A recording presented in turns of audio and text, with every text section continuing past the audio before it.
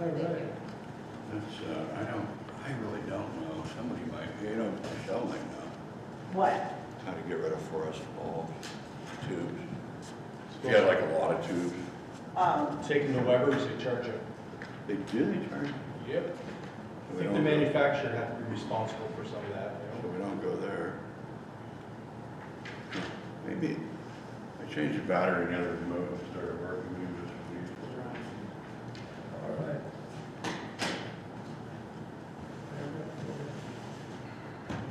Oh, Mark, can I have a pen?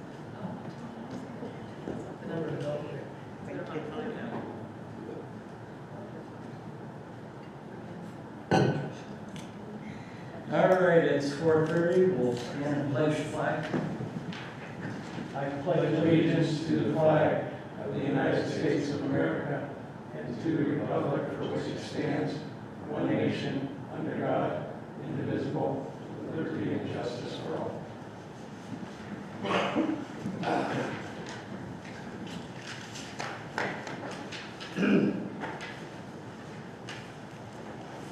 Okay, do I have a motion to approve the minutes from January 3rd and January 13th, 2022 meetings? Sorry, motion. Second. Any questions? All those in favor? Aye. All right. Aye. Approval of December 2021 Treasurer's Report. Uh, Put it up there. That's it. I'll make a motion. Second. Any questions? All those in favor? Aye. Aye. Aye. Okay, agenda amendments, what is that? If you need to add Okay. anything, All right. Correspondence, no, old business, no. new business. Set meeting date for 2022 capital improvements public work session. You guys have a preference there, Jack? When do we typically do it? So we could do it on February 4th or February 18th. We have staff meetings scheduled at 9 a.m. those days. Okay, February 4th work for Or everybody? the 18th, yeah. That's Yeah. Friday. That's a Friday. Whatever. Those are Fridays. Oh, no, I'm sorry, our work session, or our staff meetings are Thursday mornings. So let's look at the 3rd or the 17th. Doesn't matter to me. Okay, well, let's, All right. I make a motion for the third, I'll second. because we have a snow day or something. yeah, All right. I don't think there's. All those in favor? Aye. Aye. February 3rd. What time? 9 a.m. 9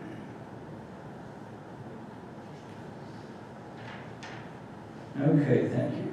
Land development. So I'll take this one tonight. So the trails at 5 Points, they have a detention basin. Last week, we got some concerns from the residents that live adjacent to the detention pond, which it's a wet detention pond, so it's designed to hold water. But currently, it's still under E&S controls, so some of the outlet, I think the outlet weir and one of the outlet orifices is restricted down to limit the amount of water that comes out so the sediment can filter out and keep the waterways clean. We have a $2,500 bond for that pond conversion from E&S control to the final stormwater pond approved plan. And I talked to Gene Clement. He says that the permit has expired. We looked into it. The developer, as you know, has passed away. So we don't really have anyone to go after to do that conversion. We do have the $2,500, which should be enough to cover that expense. And per our stormwater management ordinance and the municipality planning code, we can use that option to use that money to make the conversion. So I just wanted to bring it up for discussion tonight. We don't necessarily have to approve it tonight. And if the solicitor wants to look into it a little more. What's the form of the financial security? It was a check So it's cash. It's a cash bond, we have the money, we're just changing accounts that it's in. But I didn't know if we have to give some kind of notice to the deceased. We'd have to take a look in the ordinance, Okay. to let you know. And then going forward, the association will be responsible for, Yeah, ultimately, it's the association's responsible for the upkeep and maintenance of the pond. but the developer's responsible for the E&S structure. Yeah, we're just converting it from construction mode to final mode, Okay. basically. Tim, you want to look into it a little bit, or table it? I mean, time is not of the essence, you know. Right. I mean, at this point, it looks like you have a motion to approve or deny the release of the use of the financial security. Yeah, why don't we do a motion to table, and then we'll come back to you with the process that you can use, and then you'll know exactly how we're going to move forward. Okay. Do I have a motion to table the securities for the trails of 5 Points? I'll make a motion. I'll second. Any questions? All those in favor? Aye. Aye.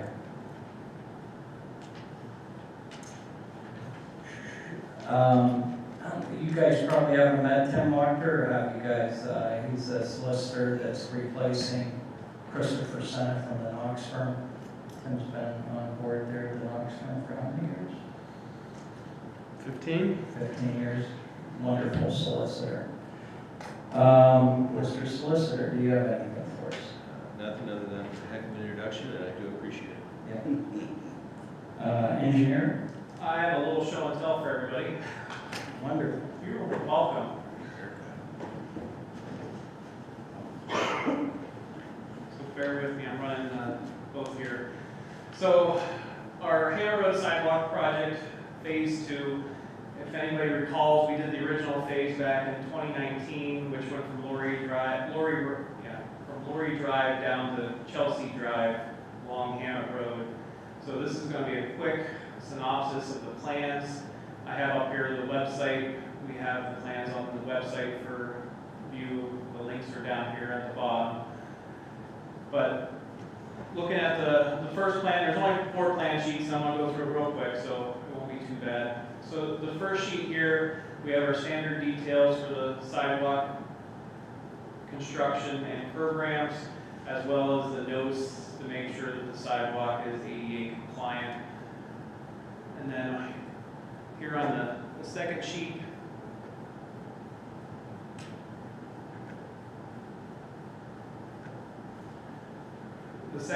we have the section along Hammock Road, which starts at Lorry Drive on the left-hand side of the screen and goes along the south side of Hammock Road.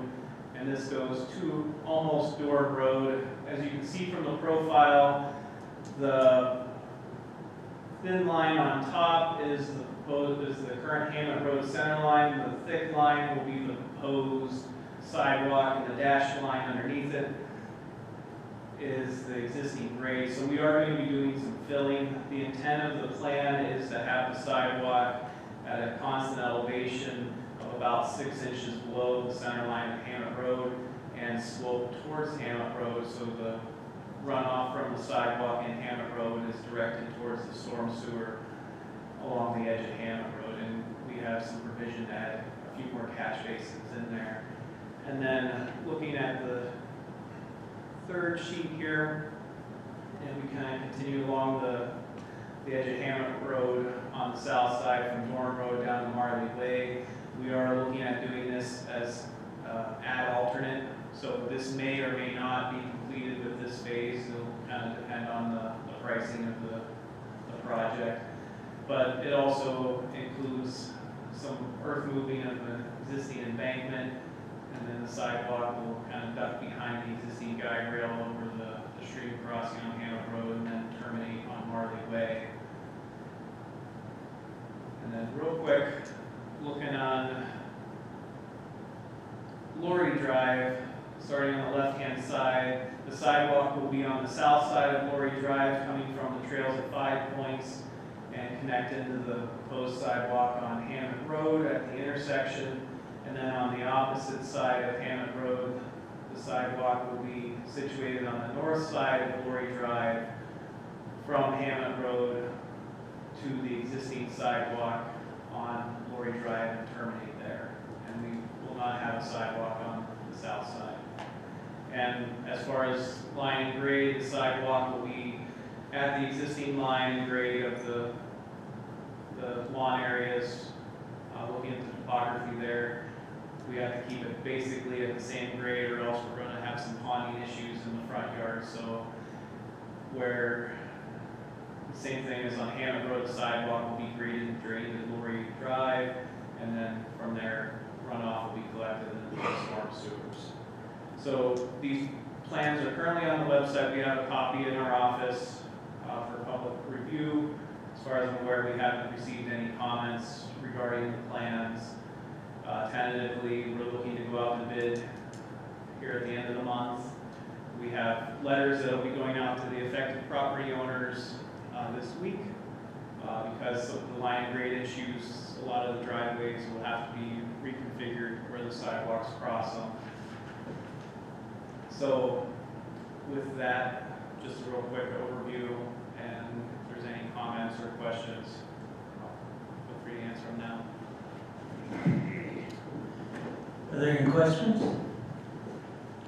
The other thing I got last week, there was about 2 inches of snow, and I was traveling southbound on Hammond, Mark, between Chelsea Drive and, let's say, Lowry Drive.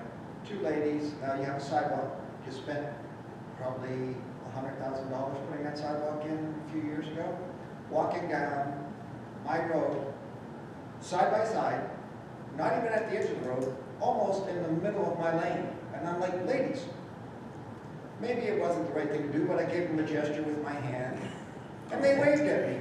Yeah. I'm like, and it's 5 o'clock, so there's a lot of traffic on the road, because I'm using it because I'm trying to avoid Peach Street. Yeah.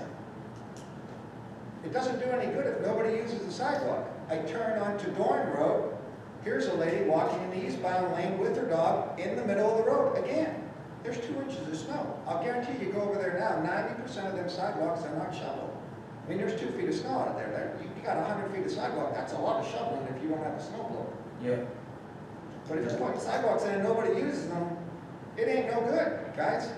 Well, what I can tell you is they get used a ton. They get used in the They summer. get used a ton. In the summer. Yeah. Fall, spring. Yeah. But if you're walking in the middle of the road, guys, you got an ordinance that says you got to shovel the snow.